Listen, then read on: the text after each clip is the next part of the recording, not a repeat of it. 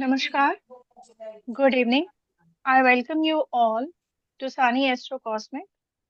Before we start today's webinar, I would like to introduce Rajiv Sani sir. Rajiv sir को 24 साल का astrology का experience है। 24 साल से सर लोगों को कंसल्टेशन देकर उनकी जिंदगी को एक सही दिशा दिखाकर बदल चुके हैं। और पिछले कुछ सालों में सर ने सोचा कि क्यों ना कुछ और स्टूडेंट्स को भी ये विद्या हैंडओवर की जाए, ताकि वो लोग भी दूसरों की जिंदगी को एक सही दिशा दिखाकर बदल सकें। और इसीलिए 2020 के बाद सर ने पढ़ाना शुरू किया और अभी तक बहुत सारे स्टूडेंट्स को ट्रेन कर चुके हैं, बेस्ट एस्ट्रोलॉजर्स बना चुके हैं। और सबसे अच्छी बात यह है कि सर का जो 24 साल का एक्सपीरियंस है, वो एक्सपीरियंस स्टूडेंट्स को काम आता है क्लास में। क्लास में जब सभी पढ़ते हैं तो सर की हमेशा एक रिक्वेस्ट रहती है सभी से कि सब अपने अपने चार्ट्स लेकर बैठें, अपने फैमिली मेंबर्स के चार्ट्स लेकर बैठें, ताकि जितने भी सूत्रास क्लास में पढ़ाए जा रहे हैं वो सारे सूत्रास को वेरीफाई किया जा सके।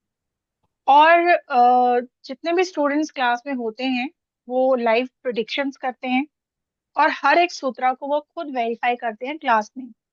और ये इसलिए पॉसिबल हो पाता है क्योंकि सर का जो पढ़ाने का तरीका है वो बहुत प्रैक्टिकल है।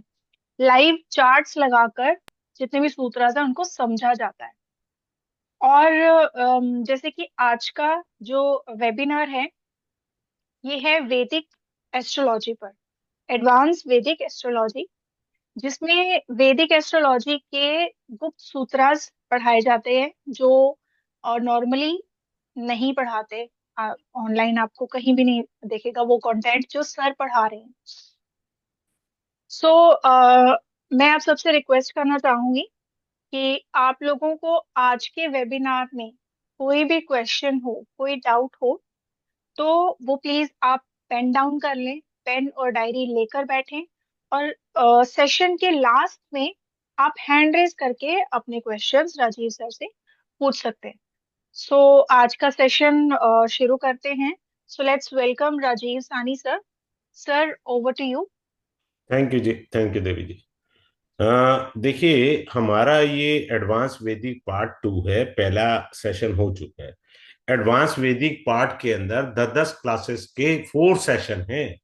छोटा नहीं है। आपको अगर डेप्थ पकड़नी है एडवांस वैदिक एस्ट्रोलॉजी में, और कोई भी मेरा जो पार्ट है, 4 पार्ट है एडवांस वैदिक के, किसी से कोई पार्ट कनेक्टेड नहीं है।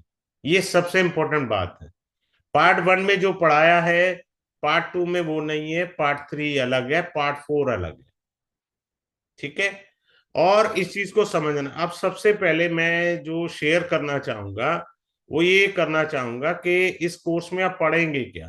सबसे इंपॉर्टेंट बात ये है।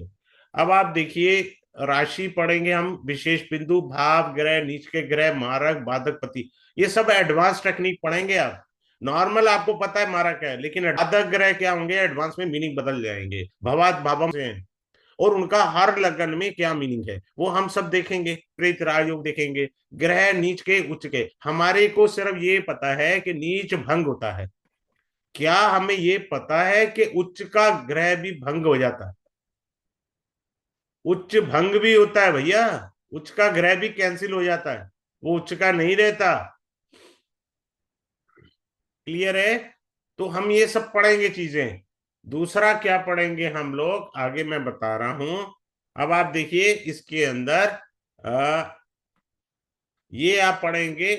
सबसे इंपॉर्टेंट चीज जो डायमंड इस कोर्स की रहेगी वो बृहस्पति और शनि की दृष्टि। सिर्फ आपको इतना ही पता है ना, बृहस्पति की 5वीं, 7वीं और 9वीं दृष्टि है, शनि की 3, 7, 11। लेकिन इसका सीक्रेट कोई नहीं पढ़ाना चाहता। क्या मीनिंग है, असली सीक्रेट क्या है 3, 7, 11 का, और असली सीक्रेट क्या है 5, 7, 9 का। मेरे ख्याल से, जहां तक मेरी समझ कहती है, ऑनलाइन क्लासेस में शायद ही कोई टीचर आपको हैंड ओवर करेगा ये हिडन टेक्निक। ये हिडन टेक्निक है। इसके मीनिंग क्या है? What you carry from the previous birth. जो इनकी दृष्टियां मिली हैं वो प्रीवियस बर्थ के अकॉर्डिंग हैं, हर लगन के लिए। हमें बस इतना ही पता है, पांचवी सातवीं में हुई, इससे ज्यादा तो पता नहीं है। I teach you. आपको धन योग पढ़ाए जाएंगे डिफरेंट एंगल से, राशि चिन्ह बताए जाएंगे, और तिथि बताई जाएगी, पंचांग का हिस्सा है ये, पंचांग के है। तिथि जन्म है, योग है, करण है, वार जन्म है, ये सब पंचांग के हिस्से हैं। कारको भाव नाशा ये भी पढ़ाया जाएगा। D1 का 10th हाउस ये भी अच्छे से पढ़ाया जाएगा। तो ये सारी चीजें हैं कोर्स के अंदर, आप सीखेंगे। ठीक है। मैं पता क्या होता है कि मैं ज्यादातर कोर्स कंटेंट को ज्यादा तवज्जो इसलिए नहीं देता हूं, उसका मेन कारण ये है कि मैं जो कहा जाए ना उससे 10 गुना ज्यादा बढ़िया दे दीजिए, क्योंकि वे स्टूडेंट उसी पर फोकस करते हैं कि ये था जी होता, लेकिन मैं एक्स्ट्रा देता हूँ। जो मेरे स्टूडेंट नाड़ी पढ़े हुए होते हैं, मैं उन्हें नाड़ी के एंगल से भी समझा देता हूँ कि आप नाड़ी के एंगल से भी पढ़िए। चलिए अब मैं शुरू करता हूँ, समझाने का प्रयास करता हूँ। अब आप सीखिएगा ध्यान से और समझने का प्रयास करिएगा। एक सेकेंड, टूल आ गया। हाँ आ गया टूल। ये जो लगन है हमारा, लगन को बोलते हैं प्रॉमिस, और लगना लॉर्ड को बोलते हैं, लगना लॉर्ड को बोलते हैं एक्शन। आपको जो लगन मिला है वो आपका प्रॉमिस है इस जन्म का। सपोज किसी को मिथुन लगन मिला है, मिथुन लगन कम्युनिकेशन का प्रॉमिस मिला है, इसका लॉर्ड बना बुध।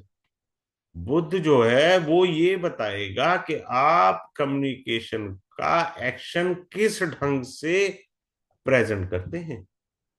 सिंपल सा रूल है, मैं फिर से रिपीट कर देता हूं। लगन होता है प्रॉमिस, और लगन का स्वामी होता है एक्शन।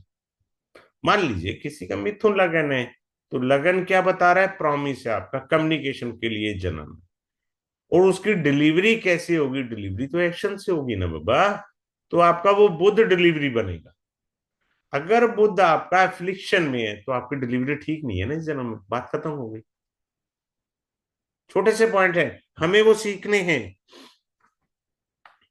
अब आप चेक कर लीजिए, आपका लगना लॉर्ड जहां बैठा है उस भाव को बली कर देगा। अब मान लीजिए एक सेकंड के लिए, मैंने कहा किसी का मेष लगन है, मंगल छठे घर में बैठ गया। अब आप कहेंगे जी मंगल तो छठे घर में, शत्रु अंता योग हो गया, आप अग्रेसिव ये रहेंगे, नहीं। Lagna lord sitting in the sixth bhava means उसने छठे घर को स्ट्रांग कर दिया लगन में, तो आपके तो शत्रु ज्यादा हो जाएंगे, क्योंकि लगन का स्वामी छठे में बैठा है। तो बहुत डीप और डिफरेंट एस्ट्रोलॉजी पढ़ने की मिलेगी। देखिए मैं ना जो एस्ट्रोलॉजी आप लोगों को पढ़ाऊंगा, उस एस्ट्रोलॉजी के अंदर साउथ और नॉर्थ का मिक्सर होता है। मेरी एस्ट्रोलॉजी के अंदर जो मैंने ज्यादा रिसर्च करी है वो साउथ इंडिया की एस्ट्रोलॉजी, तमिलनाडु और केरल पर रिसर्च करी है। तो मैं क्लास के अंदर बेसिकली तो टेक्निक सारी साउथ इंडिया की ही पढ़ाता हूँ। यानी आप समझ लीजिए मेरी मेन टेक्निक साउथ इंडिया की होती है, 10-20% हार्डली नॉर्थ इंडिया का होता है। वो वर्क कम करती है, पर साउथ इंडिया की टेक्निक 110% वर्क करती है। अब क्लास में आओ ना, आपके साथ आप चार्ट लेके बैठना जब मैं ये सारे सिस्टम पढ़ाऊंगा। अभी मैंने आपको सूत्र बताया। अगर अभी क्लास में किसी का इस समय अगर लगन का स्वामी छठे में है, या जिस किसी को जानते हैं उससे पूछिए उसके जीवन के कलेश कितने हैं, क्योंकि छठा भाव बली हुआ ना। तो जब छठा भाव बली हो गया तो उसके जीवन में रोग भी आएंगे, शत्रु भी आएंगे, संघर्ष भी आएगा, सब आ जाएगा। आगे चलते हैं। अब होता क्या है, मेरी एक क्लास में रजनी मैडम आई थी। सर अगर बुध ही अगर लग्नेश होके 6 हाउस में बैठा हो कोई भी ग्रह हो, तो उसका रिजल्ट कैसे हो मिलेगा? मैं बाद में, आप क्लास के हैं ये पॉइंट्स, आशु जी ये सब क्लास के ओके। पॉइंट है। यहाँ एक ओके। फंडामेंटल कॉन्सेप्ट जा रहा है। ठीक है। हम्म। अब चलते हैं हम लोग। नीच का ग्रह बैठा हो यहाँ पे, मान लीजिए किसी का 4 नंबर में नीच का मंगल बैठा है। अब बथेरे डर जाते हैं, अरे यार मंगल नीच का है। मैं मैरिज में बड़ा अच्छा पढ़ाता हूँ ये नीच का मंगल। नीच का मंगल जातक को ईगो लेस बनाता है, नो ईगो, ईगो है ही नहीं उसके अंदर। अगर यही मंगल हम ये कह दें मकर का है, उच्च का हो गया, तो उच्च का ग्रह क्या देगा आपको? उच्च का ग्रह आपको ईगो दे देगा। उच्च के ग्रह देते कुछ नहीं है सिवाय जिंदगी तबाह करने, परेशानियां 501 देते हैं। हम कहते हैं जी हमारा फलाना ग्रह उच्च का है, ढिमकाना ग्रह उच्च का। उच्च के ग्रह देते कुछ नहीं है, वो हमारे को परेशानियां ही देते हैं। नीच का ग्रह का एक और मीनिंग है जिसे मैं पास्ट लाइफ के अंदर पढ़ाता हूँ। नीच का ग्रह ना एक ऐसे समझ लिए जो मैं पास्ट लाइफ में पढ़ाता हूँ, मैं यहाँ भी बता देता हूँ क्या फर्क पड़ता है। कि आपका बच्चा मैथ में वीक है, तो उसकी ट्यूशन रख दी तो मार्क्स अच्छे आ गए। तो नीच के ग्रह का अर्थ ये है कि आपको सपोर्ट चाहिए। सपोज किसी का बुध नीच का है, उसे व्यापार करना है, तो उसे कोई एक गुरु चाहिए जो व्यापार का मास्टर हो, जो उसकी मदद कर सके। तो जब उसकी मदद आ जाएगी तो वो नीच भंग अपने आप मदद से हो गया, हो गई रेमेडी उसकी। पता नहीं लोग रेमेडी के चक्रों में क्यों पड़ रहे हैं। अभी मैंने पीछे पास्ट लाइफ रेमेडी कराई है कि जब तक आप पास्ट लाइफ से जुड़े ग्रह की रेमेडी प्रॉपर पास्ट लाइफ वाली नहीं करेंगे, दाएं बाएं की आप कोई भी रेमेडी कर लीजिए, वो रिजल्ट तो देगी नहीं। वो अभी कोर्स खत्म हुआ है। आगे चलते हैं। अब अगले पॉइंट को समझने का प्रयास करते हैं। मैं चार्ट लगा लेता हूं।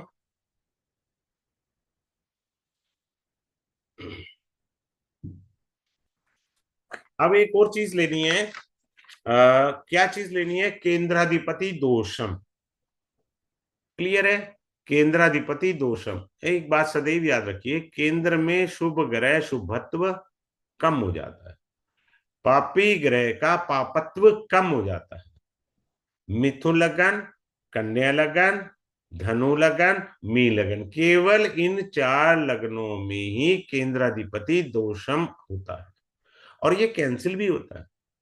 हमें कैंसिल देखना नहीं आता, वहां हम गलती करते हैं। कहाँ गलती करते हैं?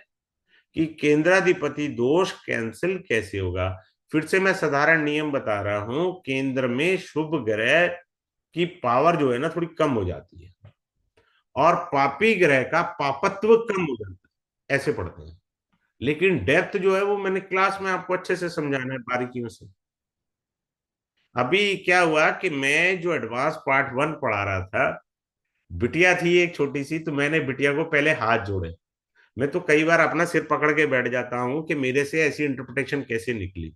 और उस बिटिया ने क्लास में कंफर्म किया, मेरे पास एविडेंस आ गया, रिकॉर्डिंग में है। मैंने बिटिया से पूछा, बेटा आप ना आज नहाए नहीं हो, नहाने में ही जंग लड़ी है। ये एडवांस वैदिक पार्ट के अंदर मैं टेक्निक पढ़ा रहा था। बोली सर 12:30 बजे नहाई हूँ। तो मैंने कहा मध्याह्न में नहाए होंगे, आप सुबह नहीं नहा सकते। हाँ। दूसरे मेरी क्लास में एक और स्टूडेंट है अहमदाबाद से, गुजराती हैं। तो मैंने उनसे कहा कि आपने सुबह सफेद कोई वस्त्र पहना है भाई, चूंकि अहमदाबाद में रहते हैं। तो मैंने कहा भी पजामा पहना है आपने? तो उन्होंने क्लास में कहा नहीं सर मैंने सुबह धोती पहनी थी। मैंने कहा सफेद थी वो? बोले yes sir this is true. तो इतनी एक्यूरेसी कलर के अंदर भी आना, स्नान की भी आना, वो चीज आपको क्लास में ही मिल सकती है। अगले पॉइंट पर चलते हैं। क्योंकि चार्ट लगते हैं ना, उनके चार्ट से हमने बताया, मैंने कोई उससे थोड़ी बताया, कोई सूत्र थोड़ी था। वो तो चार्ट से एक्सप्लेन किया गया उनके। आगे चलते हैं। त्रिशडाई होता है। त्रिशडाई होता है एक 6, 8, 12, ये त्रिशडाई वाली बात आ जाती है। क्लियर है? इसके बड़े सारे मीनिंग हैं, बड़े अच्छे शुभत्व फल भी देते हैं। ये राजयोग भी देते हैं बड़े तगड़े। मोदी की कुंडली में चेक कर लीजिए, 6, 8, 12 ने राजयोग दे रखा है। केंद्र के कोई ग्रह ने कुछ नहीं दे रहे हुआ। अब आगे चलते हैं। अगर बाधक ग्रह का डिस्पोजिटर, देखो मैं सबको प्यार से कहता हूं, यदि आपको डिस्पोजिटर थ्योरी नहीं पता, एस्ट्रोलॉजी पढ़ो ही मत। एस्ट्रोलॉजी पढ़ो मत भैया। डिस्पोजिटर बहुत तगड़ा मीनिंग है। वो जो आप केपी एस्ट्रोलॉजी पढ़ते हो ना, बस ये डिस्पोजिटर यही है। डिस्पोजिटर पता लग जाए तो आप केपी को भी बीट करने की ताकत रखते हो। अगर बाधक पति का डिस्पोजिटर राहु केतु के साथ बैठ गया, गड़बड़ हो गई बड़ी तगड़ी वाली, बहुत तगड़ी वाली। क्योंकि बाधक पति जो होता है ना, वो अपने आप में बाधा ऑब्स्टेकल देने का काम होता है। दूसरा, राहु केतु यदि खरेश ग्रह के, खर ग्रह को, खर ग्रह भी होता है उसका एक नाम, दूसरा नाम होता है खरेश ग्रह के साथ बैठ जाए, या राहु केतु गुली के साथ बैठ जाए, बहुत पीड़ा देते हैं यार। एक बारी गलती से राहु की दशा आ जाए, राहु केतु यदि गुलिक के साथ बैठेंगे तो बहुत ज्यादा पीड़ा देंगे। फिर एक होता है भवात भावम सिद्धांत। मैं एक छोटा सा कॉमन पॉइंट दे देता हूं। सपोज मेष लगन है, 6 नंबर है, बुध यहां बैठ गया, तो बुध लाभ स्थान में बैठा है, तो यहाँ राशि आई कुंभ, जो मित्र की राशि है। ठीक है, अच्छी बात है, बुध बैठा है, मित्र की राशि है, तो बुध अपनी दशा में लाभ देगा।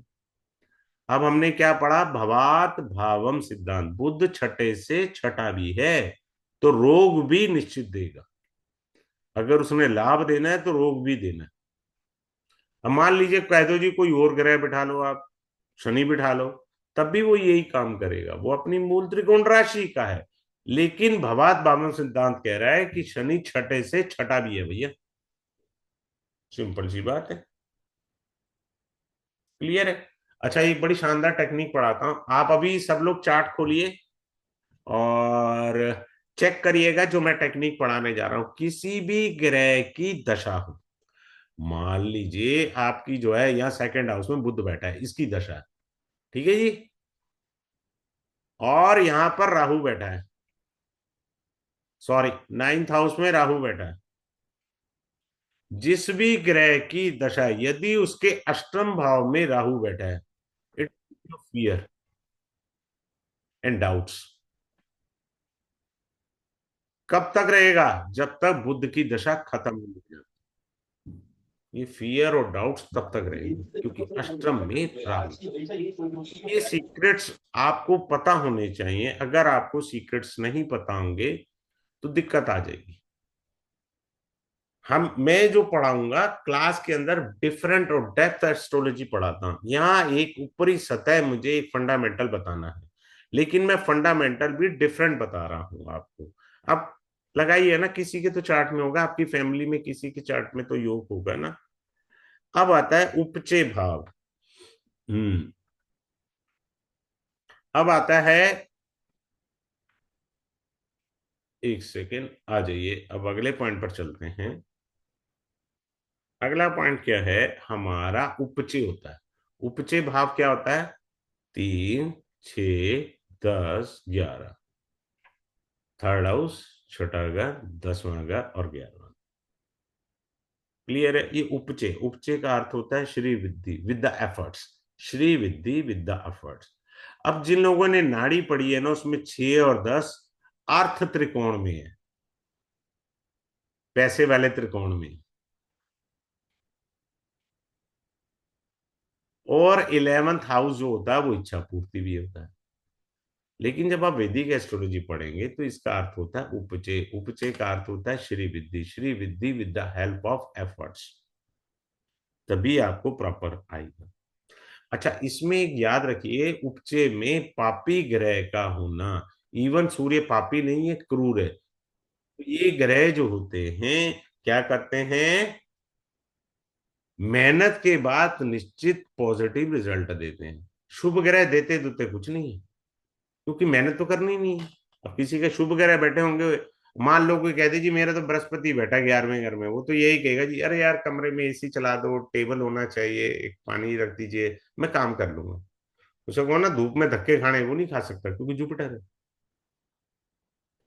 पापी ग्रह आपको हर प्रकार का एफर्ट्स करके ऊपर उठाएंगे और वो रिजल्ट देंगे।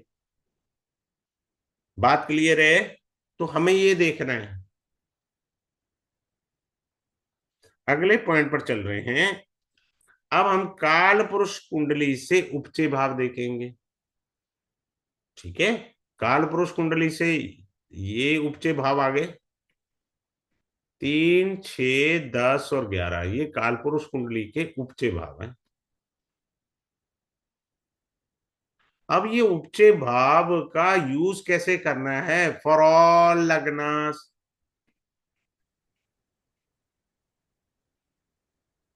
ये इंपॉर्टेंट रोल है। उपचय श्री वृद्धि देते हैं, लेकिन इसका हमें यूज कैसे करना है, क्लियर है? आगे चलते हैं। Excuse me sir. हाँ जी देवी जी बोलिए। सर मैं सबको बताना चाहूंगी, इस समय हमारे साथ जितने भी लोग कनेक्टेड हैं, सर का कोर्स आ रहा है एडवांस वैदिक पार्ट 2, जिसमें एडवांस एस्ट्रोलॉजी पढ़ाई जाएगी, वैदिक एस्ट्रोलॉजी पढ़ाई जाएगी। और ये बैच शुरू हो रहा है 24 फरवरी 2025, यानी कि कल से। रात को 8:05 पे 10 क्लासेस रहेंगी। कोर्स कंटेंट सर आपसे शेयर कर चुके हैं। मैं सर से रिक्वेस्ट करूंगी कि ये अनाउंसमेंट के बाद एक बार कोर्स कंटेंट आपको दोबारा बता दें।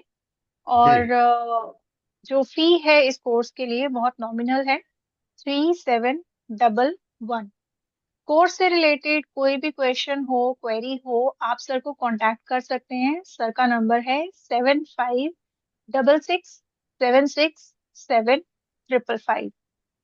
क्लासेस जूम पर रहेंगी, लाइव क्लासेस, और आपको रिकॉर्डिंग लाइफ टाइम के लिए प्रोवाइड कराई जाएगी। क्लास में सभी स्टूडेंट्स को पर्सनल अटेंशन दिया जाता है। और आप ये स्क्रीनशॉट ले सकते हैं। इसके बाद मैं आपको शेयर कर देती हूँ पेमेंट डिटेल्स, आपको जहाँ पे सेंड करनी है। सर स्क्रीन विजिबल है? हाँ जी हाँ जी देवी जी। जी। सो ये है बैंक डिटेल, सर का account number with IFSC code, branch और क्यूआर कोड। आप बैंक में भी ट्रांसफर कर सकते हैं और क्यूआर से भी पेमेंट कर सकते हैं। और पेमेंट के बाद प्लीज आप सब लोग स्क्रीनशॉट जरूर भेजें सर को, ताकि सर आपको ग्रुप में ऐड कर सकें। और आप इसका स्क्रीनशॉट ले सकते हैं। जी। हाँ मैं सर प्लीज आप एक बार कोर्स कंटेंट शेयर कर हाँ दें प्लीज। मैं कोर्स कंटेंट एक बार दिखा देता हूँ। ठीक देखिए है। इसके अंदर कोर्स की जो डिटेल है ना, आप देखिए, ये कारको भावनाश है, वार जन्म भी अभी मैं बताऊंगा, अभी मैं इसका एक झलक देता हूँ। करण है, योग है, तिथि जन्म है, तिथि है, राशि चिन्ह, ये जो राशियों के चिन्ह है ना, इससे आप भविष्यवाणी कर सकते हो। कोई कहे ना मेरी वृष राशि है, बस बोल दो उसे सीधा पहाड़ पे चढ़ना है। लद्दू गधा मेहनत करना जानता है, बैल की तरह जुटा रहेगा, क्योंकि उसकी आकृति क्या है, बैल की आकृति है। अब मिथुन है, किसी की मिथुन राशि या मिथुन लगन है, तो उसमें एक पुरुषत्व के भी गुण होंगे और स्त्री का कोमल तत्व भी होगा। आप पिक्चर देखिए गूगल से निकाल कर, तो वो सारी चीज बारीकी से सिखाऊंगा। बृहस्पति शनि की विशेष दृष्टि है, ये डायमंड पॉइंट है। मैं बहुत विश्वास के साथ कह सकता हूं कि कोई नहीं पढ़ाना चाहता, इसकी बृहस्पति और शनि की विशेष दृष्टि ये पास्ट लाइफ के अकॉर्डिंग वर्क करती है। आपके जो बृहस्पति और शनि की दृष्टियां हैं, वो आपके कहाँ बैठे हैं, वो पास्ट लाइफ के अकॉर्डिंग आपको लाभ या हानि देंगे। ग्रह का उच्च व नीच भंग हो जाना सभी को पता है, नीच भंग होता है, उच्च के ग्रह भी नीच के हो जाते हैं भैया, बेकार हो जाते हैं। विपरीत राजयोग पढ़ाया जाएगा 6 8 12 का। और काल पुरुष के उपचय उपचय भाव भवात भावम सिद्धांत, ठीक है। और ये सब बाधक ग्रह, मारक नीच के ग्रह, ये सब एडवांस है। विशेष बिंदु राशियां, ये सब क्या है, मैंने पंचांग पढ़ाना है आपको, इसमें पंचांग भी मैं पढ़ाऊंगा, ताकि आपको ज्ञान हो हर चीज का। चलिए अब मैं आ रहा हूं अगले पॉइंट पर। अब हमारे को पता है 6 8 12 गड्ढे वाले भाव हैं, ये तो कबाड़ा करके ही छोड़ते हैं हमारे को। लेकिन ये जो 12वां भाव होता है ना, 12वें भाव का मीनिंग कुछ अलग होता है, ये याद रखिएगा। 12वें भाव में बैठे ग्रह बेसिकली, वो मैं पास्ट लाइफ में पढ़ाता हूं, इज योर रेजिडुअल कर्मा, पिछले जन्म के बचे हुए कर्म ही 12वां भाव है। अब मैं आपको एक बड़ी सुंदर सी बात और बता रहा हूं, 12वें भाव का मीनिंग थोड़ा सा यहां एक झलक दे रहा हूं।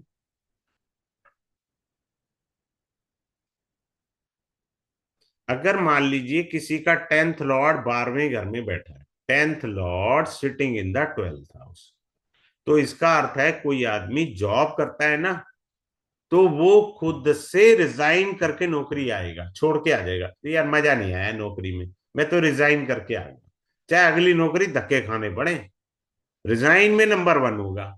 अब मैं इसको उल्टा कर देता हूं, 12वें घर का स्वामी 10th हाउस में आ गया, 12वां भाव क्या है, खर्चा, और 10th हाउस क्या है, हमारा प्रोफेशन, कैरियर, बिजनेस। तो व्यापार तब तक चलेगा जब तक वो व्यापार में खर्चा करता रहेगा। अगर व्यापार में वो कंजूसी करेगा, व्यापार बंद हो जाएगा, बस ये याद रखना, क्योंकि खर्चा व्यापार के घर में बैठ गया, आपके प्रोफेशन में। तो अगर 12वें घर का लॉट 10th में बैठ गया, तो आपको मेट्रो नहीं मिली या कन्वेंस नहीं मिला, आप ओला उबर करके फटाफट ऑफिस टाइम पे पहुंचोगे, आपको खर्चा करना पड़ गया। आपके पास एक मेट्रो का पास था, आपके पास बस का एक पास था, बट इवन आफ्टर डेट आपको ओला उबर करनी पड़ेगी, खर्चा करना पड़ गया, करवाएगा ग्रह। ठीक है, अब आपको हम पढ़ाएंगे असली वाले विपरीत राजयोग, 3, 6, 8, 12। मान लीजिए अष्टम भाव का स्वामी 12वें में बैठा है, तो आप कहेंगे विपरीत राजयोग, बिल्कुल गलत है, गलती से भी मत सोचना, वो बेड़ा गर्क है।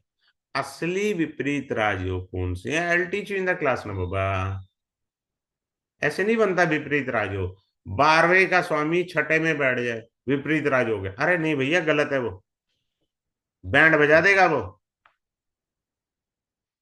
8वें घर का स्वामी छठे में आ जाए, हाँ जी विपरीत राज, अरे हॉस्पिटल के धक्के खिलवा देगा वो, परेशानियां दिलवा देगा वो।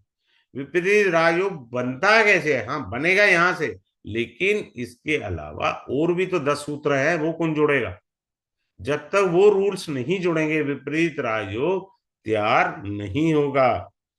अब अगले पॉइंट पर चलते हैं।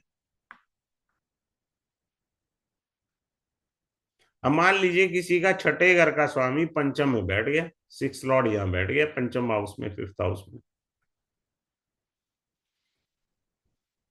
छठा घर क्या होता है, देखिए पढ़ना सीखिए, कुंडली कैसे पढ़ते हैं, मैं इस क्लास में कुंडली पढ़ना सिखाऊंगा आपको।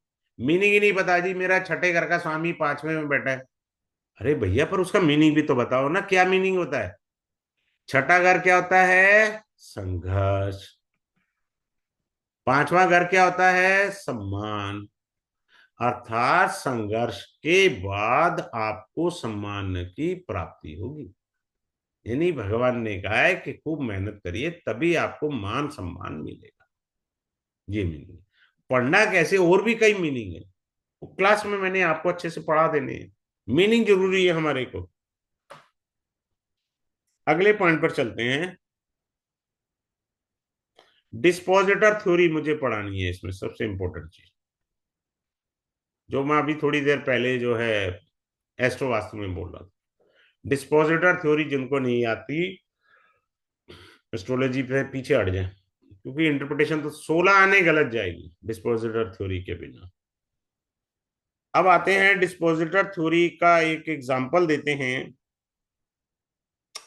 राहु केतु कहीं बैठे हैं, राहु केतु कहीं भी बैठे, मान लो यहाँ 3 नंबर है, यहाँ राहु बैठ गया, बुध यहाँ बैठ गया, या बुध यहाँ बैठ गया, भाई साहब one of the best yoga बन गया। एक तो राहु से ट्राइन में है, दूसरा लगन से केंद्र में है, ये राहु से ट्राइन में है, दूसरा लगन से 11th हाउस में। कौन, द डिस्पोजिटर ऑफ राहु, यानी राहु का मकान मालिक कहाँ गया, मैं बड़े अच्छे डिटेल में आपको बताऊंगा, ये डिस्पोजिटर थ्योरी है। राहु क्या फल देगा, बुध क्या फल देगा, वो हम देखेंगे। ठीक आप चाहें तो और अच्छे से करना चाहें कर सकते हैं, नक्षत्र डिस्पोजिटर भी देख सकते हैं। अब आपने, मैंने अभी जो बताया वो राशि डिस्पोजिटर बताया, पहला पॉइंट। दूसरा पॉइंट होता है नक्षत्र डिस्पोजिटर, इन दोनों को मिला दो केपी हो गया, बस बात खत्म होगी ना यार। रिजल्ट तो एक ही आते हैं भैया, कोई भी एस्ट्रोलॉजी या पढ़िए। अब आता है सूर्य और चंद्रमा का संबंध। 3 प्रकार का योग बनाता है। अधम योग, दूसरा मध्यम योग,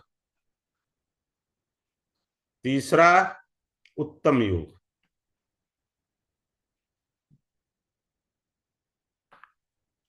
ये आपको अगर योग है, ये कैरियर में या आपके प्रोफेशन में लंका लगेगी या आप शिखर पर जाओगे, ये योग बता देंगे। ये 3 योग बनते हैं सूर्य चंद्रमा से। आप कैरियर में चमकेंगे इस जन्म में, या जितना मर्जी अपनी गर्दन भी कटवा दो आप, शायद ही चमक पाए। कोई बाबा जी का आशीर्वाद आ जाए या परमात्मा कृपा हो जाए, वो अलग बात है। अदरवाइज संघर्ष आ गया जीवन में। अब आगे आते हैं, हम नीच भंग उच्च भंग भी करेंगे, सारा करेंगे। अब मैं एक छोटा सा बताता हूं, एक एग्जाम्पल।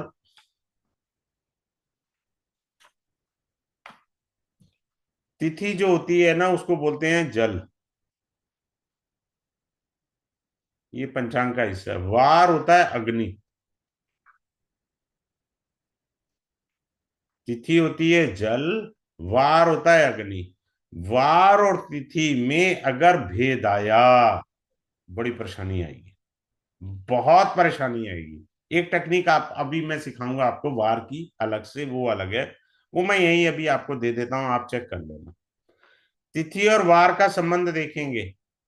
अगर ये अनुकूल संबंध है, जीवन में प्रॉस्पेरिटी है। अगर ये प्रतिकूल संबंध है, बड़ी दिक्कत आएगी आपको। आगे चलते हैं। अभी मैं आपको अब राशि चिन्ह बताता हूं, ठीक है? राशि चिन्ह सीखिए। वृष राशि है। अब इस चिन्ह को पढ़ना सीखिए। बहुत सारे लोग व्याख्या देनी चालू कर देते हैं ना, कि वृष राशि वाले ऐसे होंगे, फलाना ऐसा होगा, ढिमकाना ऐसा होगा। एक तो ये स्थिर राशि है, फिक्स है ये।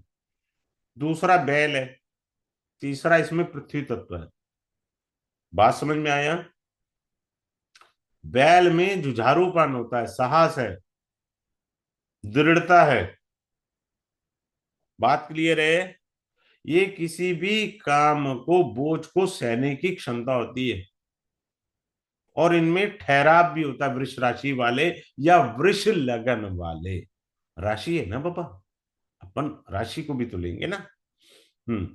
ये कितनी भी चुनौतियां आ जाए, कितना भी जीवन में आंधी तूफान आए, वृष राशि ये कहती है मैं डटी हुई हूं, क्योंकि बैल है ना बाबा, बैल नहीं हटेगा। और ऐसे लोग जमीन से जुड़े हुए होते हैं। क्यों कहा ऐसे? अब जो ज्योतिषाचार्य व्याख्या करते हैं ना, वही तो सिखा रहा हूं आपको। वो कह रहे हैं कि आप जमीन से जुड़े हुए व्यक्ति हैं। अरे बाबा, पृथ्वी तत्व की राशि है ना, तो जमीन से तो जुड़े हुए होंगे ही होंगे आप। बात समझ में आया? आगे चलते हैं। और ये ऐसे लोग सुंदर भी होते हैं, वृष राशि वाले। प्यार करना पसंद है इन्हें।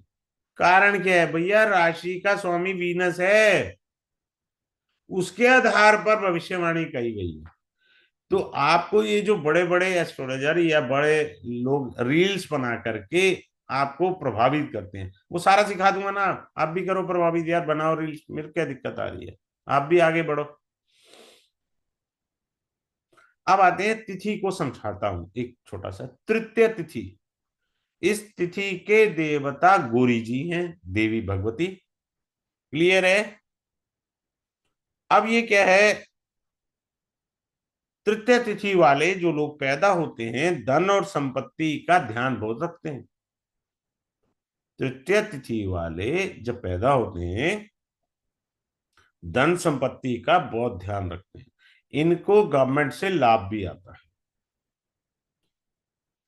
और इनकी संतान पिता के लिए मरने मिटने वाली होती है, यानी पिता के प्रति इनकी श्रद्धा होती है। और ये जन्म स्थान से दूर रहेंगे। मैंने बड़ी प्यारी बात की, जन्म स्थान से दूर रहेंगे। आप कुंडली पे इतना दिमाग लगा क्यों रहे हो ना? किसी ने कहा जी मैं तृतीय तिथि को पैदा हूं, उसे छूटते ही बोल दो बिना कुंडली के, घर से दूर चला जा, तरक्की हो जाएगी, बात खत्म हो गई। क्योंकि घर के पास तो ये तरक्की नहीं कर सकेगा, पैदा ही तृतीय तिथि को है। हमें बारीकियां सीखनी है। इन्हें पैसा कमाने के लिए कठिन परिश्रम करना पड़ेगा, तब जाके लाभ आएगा।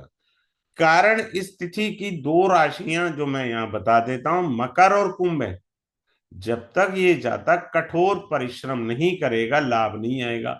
कारण काल पुरुष कुंडली में शनि की दो राशियां हैं, मकर और कुंभ।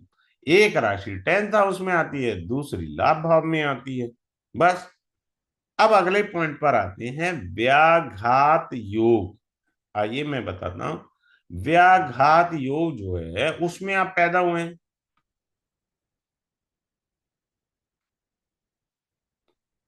क्या?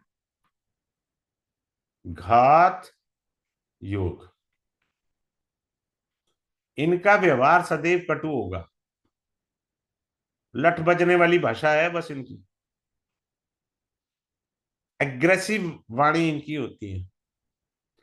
व्याघात योग के अंदर अगर राहु की दशा चल पड़े, जब तक व्याघात योग में पैदा हुआ है, तो सुसाइडल टेंडेंसी आ जाएगी उसमें।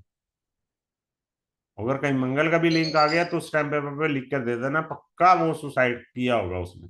बचा है नहीं बचा वो भगवान जाने, पर अटेम्प्ट हो गया, ऐसी संभावना आ जाती है।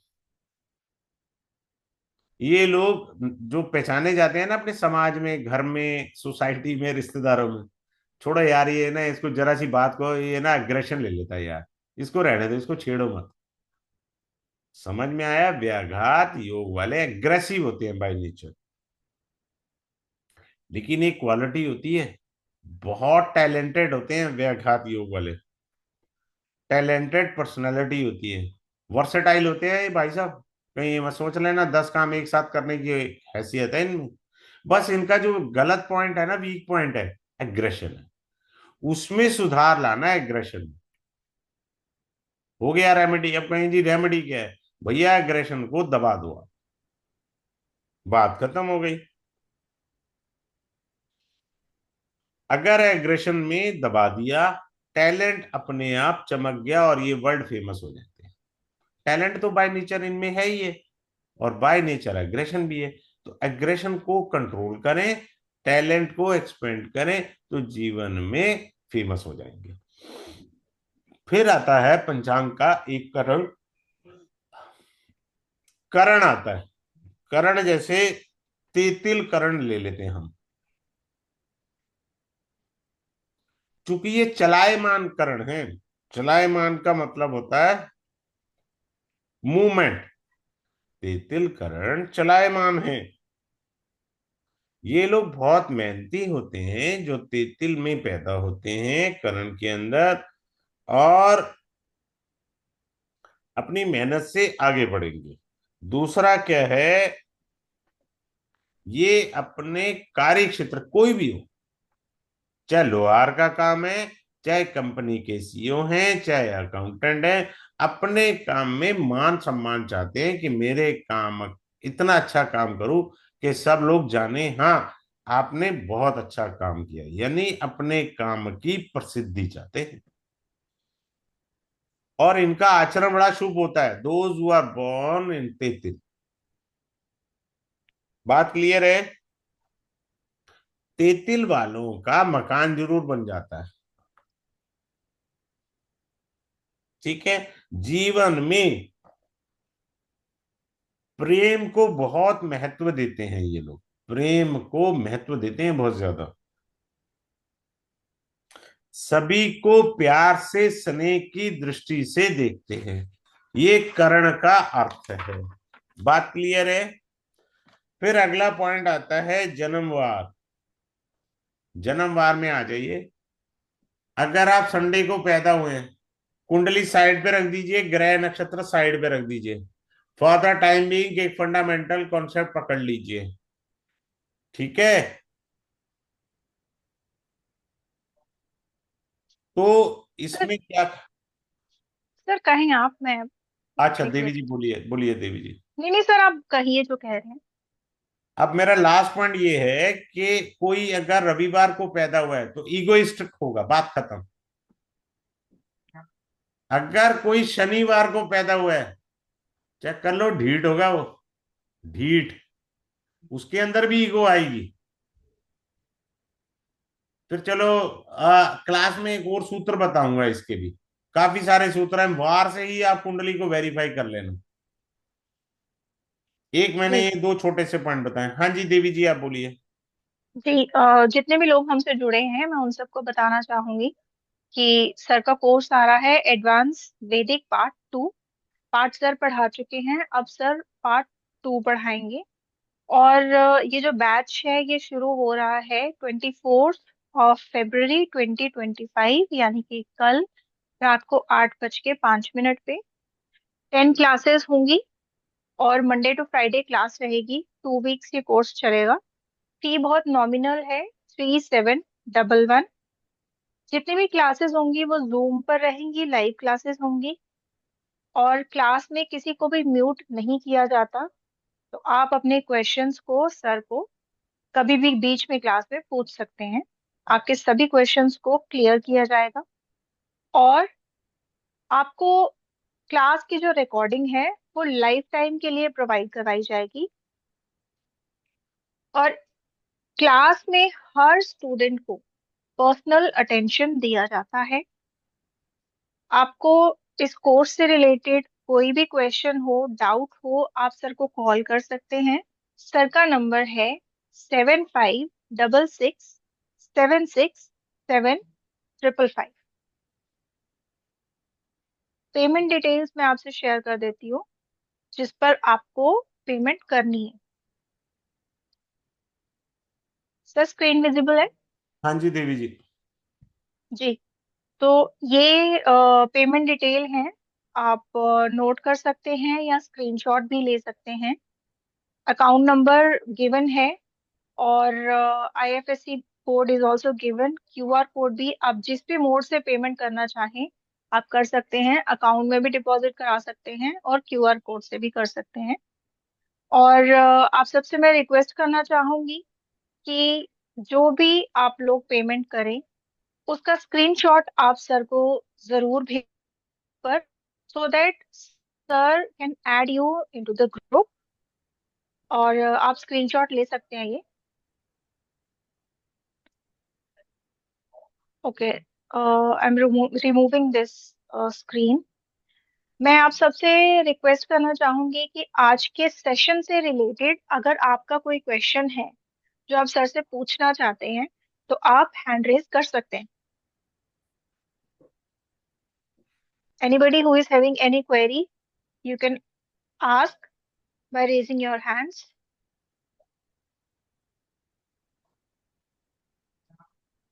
Okay, I think everybody is clear. चलिए ठीक है। Thanks a lot to all of you for attending the webinar. Once again thanks a lot.